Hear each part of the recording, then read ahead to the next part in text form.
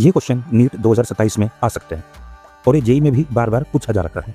आ जाओ आज इसको सोल्व करते हैं। देखो क्वेश्चन में क्या कह रहा है, पानी की बूंदें हैं, टैप से गिरती है फ्लोर पे, जो कितनी हाइट पे है, 5 मीटर की हाइट पे, रेगुलर इंटरवल ऑफ टाइम पर। पहली ड्रॉप जब सरफेस को स्ट्राइक करती है, छठी ड्रॉप उस वक्त फॉल होना चालू होता है। हाइट बतानी है फोर्थ ड्रॉप की ग्राउंड से उस वक्त जब पहली ड्रॉप कहाँ पहुंचे, ग्राउंड को स्ट्राइक करें। इस वीडियो में देखो हमारी जब पहली ड्रॉप नीचे पहुंची ग्राउंड पे, उस वक्त तक हमारी कौन सी ड्रॉप निकली, यहाँ से छठी ड्रॉप इमर्ज आउट हुई। तो हमको बताना है कि चौथी ड्रॉप हमारी कहाँ होएगी। उस वक्त चल चुकी थी, दूसरी ड्रॉप निकल चुकी थी, तीसरी निकलने वाली थी। फिर उसके कुछ टाइम बाद चौथी ड्रॉप क्या होएगी, वो रिलीज होएगी, पहली ड्रॉप और नीचे पहुंचेगी। फिर 5वीं ड्रॉप रिलीज हुई, चौथी ड्रॉप निकल चुकी थी, पहली ड्रॉप और नीचे पहुंच चुकी थी।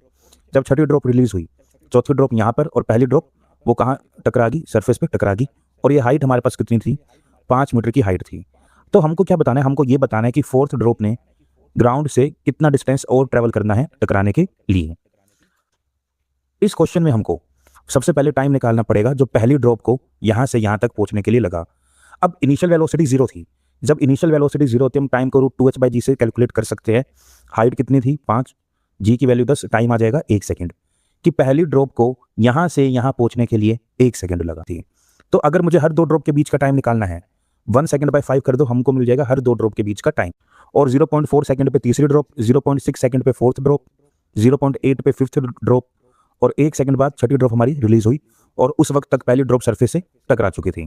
चौथी ड्रॉप 0.4 सेकेंड के लिए चली और 0.4 सेकेंड में इनिशियल वेलोसिटी 0 थी, 1/2 GT² हमारे पास बचता। हम यहाँ से डिस्टेंस बता पाते 0.8, तो हमारे पास ये वैल्यू आई 0.8 मीटर। हमको बताना है यहाँ से कितना, तो 5 माइल